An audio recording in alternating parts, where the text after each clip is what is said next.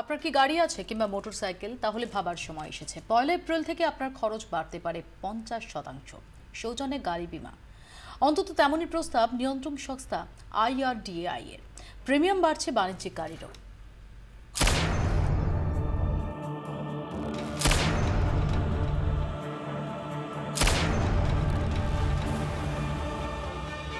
গাড়ি বিমার প্রিমিয়াম এক ধাক্কায় বাড়তে পারে ৫০%।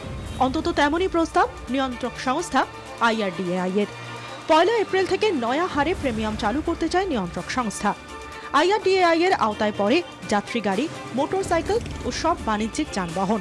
কাজেই চাকুরে থেকে ট্রান্সপোর্ট ব্যবসায়ী, পকেটে চাপ পড়তে চলেছে সকলেরই। এক নজরে দেখে নেওয়া যাক IRDAI এর প্রস্তাব কার্যকর হলে প্রিমিয়াম ঠিক কতটা বাড়বে। 1000 সিসি ইঞ্জিনের ছোট গাড়ির ক্ষেত্রে প্রিমিয়াম অপরিবর্তিত থাকছে। 75 সিসির 2 চাকার ক্ষেত্রেও অপরিবর্তিত থাকছে প্রিমিয়াম। কিন্তু বাড়ছে মাঝারি ও বড় গাড়ির প্রিমিয়াম।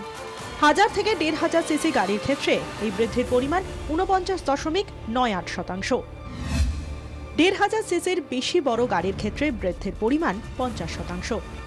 মাঝারি ও বড় বাইক 75 থেকে 150 সিসির ইঞ্জিনের ক্ষেত্রে প্রিমিয়াম বাড়বে 16.32%।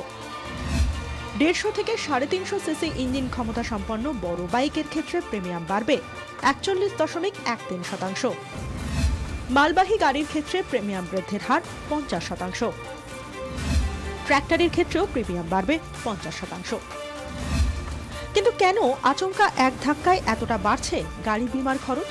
পেছনে রয়েছে কেন্দ্রের নতুন সিদ্ধান্ত।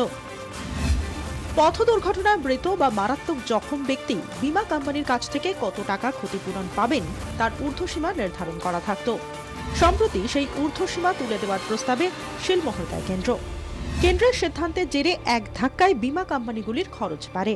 তারই জেরে এক ধাক্কায় বীমার প্রিমিয়াম 50% বাড়ানোর পথে হাঁটতে চাইছে IRDAI। নিজেদের খরচ কমাতে অতিরিক্ত খরচ গাড়ির মালিকদের পকেট থেকেই তুলতে চায় বীমা কোম্পানিগুলি। আর এখানেই তৈরি হয়েছে নয়া বিতর্ক। কেন থার্ড পার্টি বীমা পৃথকভাবে বিক্রি করা হবে না? মোটর ভেহিকল আইন অনুযায়ী গাড়ি মালিকের বীমা অপশনাল হলেও তৃতীয় পক্ষ বীমা বাধ্যতামূলক। বর্তমানে গাড়ি বীমার সঙ্গেই জুড়ে দেওয়া হয় তৃতীয় পক্ষ বীমার প্রিমিয়াম। তৃতীয় পক্ষ বীমা আলাদাভাবে বিক্রির দাবি জোরালো হচ্ছে। আম জনতার পকেটে চাপ পড়লেও কেন্দ্রের উদ্যোগকে স্বাগত জানাচ্ছেন গাড়ি বিশেষজ্ঞরা। তাদের মতে তৃতীয় পক্ষ বীমা খরচ বাড়ার জেরে কিছুটা হলেও বেপরোয়া গাড়ি চালানোর ক্ষেত্রে সচেতনতা আসবে।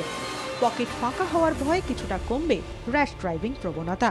আর সেটাই লক্ষ্য মোদী সরকারের। ব্যুরো রিপোর্ট 24 ঘন্টা।